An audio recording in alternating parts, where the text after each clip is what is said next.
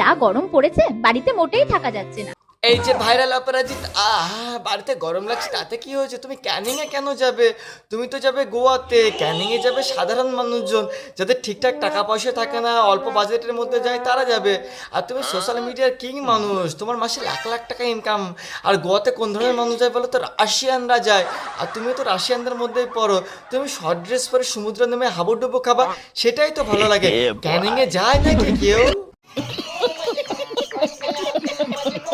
আর রোজ রোজ নাচানাচি করতেও ভালো লাগে না। ভূতের মুখে রাম নাম কথাটা শুনেছিলাম, আজকে দেখেও নিলাম। এই যে অপরাজিত, এই যে কতটা নির্লজ্জ, ভিডিওটা দেখো তাহলে বুঝতে পারবে। अरे द्वार पालो कन्हैया से कह दो, अरे द्वार पालो कन्हैया से कह दो के दर पे सुदामा गरीब आ गया है।